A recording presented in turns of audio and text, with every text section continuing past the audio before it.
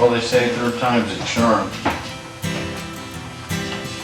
And I've tried this recording 3 times so far. It might be too dark now, but the other 2 seemed too light in order to appreciate the color of the wood.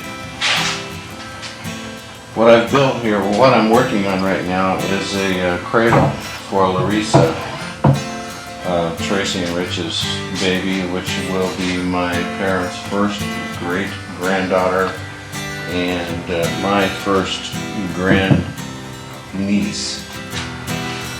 And the guy down the street, Brother Tom Billheimer, gave me some patterns that he built in order to make one for a relative of his. And these are, relatively simple patterns out of 1/4-inch wood. And he also was very gracious in allowing me to use his bandsaw and one particular barrel sander, which really worked well. These are going to be the sides. I don't know if I need to get closer or if the camera's going to pick this up. I want the grain. If you can see the grain, this is old knotty pine. I want it to look kind of provincial.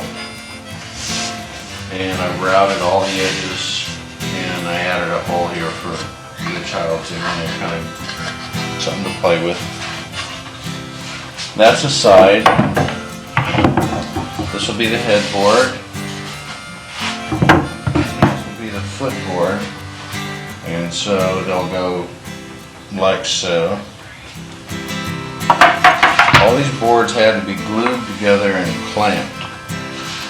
You probably can't see it on film, but there are 3 boards here. And they've all been clamped together for some period of time. And then everything was jigsawed out. Well, bandsawed out actually. The feet are even thicker. The feet are 3 boards thick. And then we have a mortise in the middle, and the leg has a tenon at the base.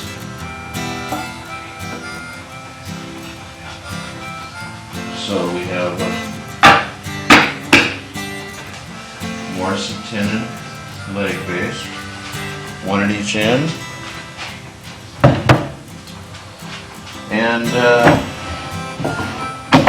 as we get going here, I'm going to have to cut another tenon here, much like the leg tenon, and then there will be a mortise cut. Let me get out of the light.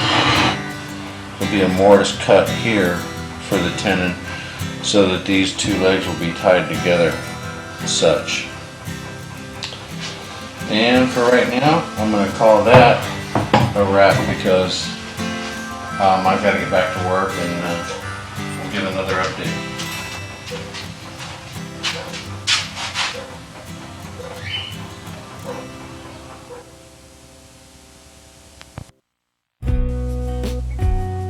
Okay, welcome back.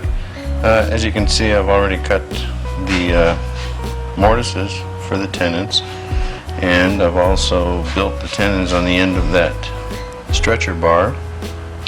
I've also drilled some holes just short of the full width so that when I push those 1/2-inch dowels through there, it'll really tighten it up.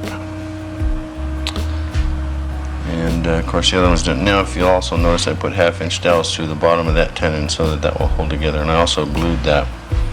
These are sanded and they're ready to be painted as soon as I get all the pencil marks off. And I'll show you what I've done out here. Of course I've got the holes drilled for the cradle. I'll show you what I've got out here. I'm letting this dry right now. You may notice on this side I've drilled a hole in and put a screw through where that seam is and then plugged it up because I don't want that thing to come apart. And right now it's drying. It's almost dry. I've put a little ledge on the bottom edge, a lip that will hold the bottom board. It's going to be a piece of 1/4-inch plywood I have in the garage. I haven't cut that yet. So this is just drying right now. I'm going to put a second coat on it this afternoon. Oops, I caught the wire in my kneecap. Okay, so that's it for right now.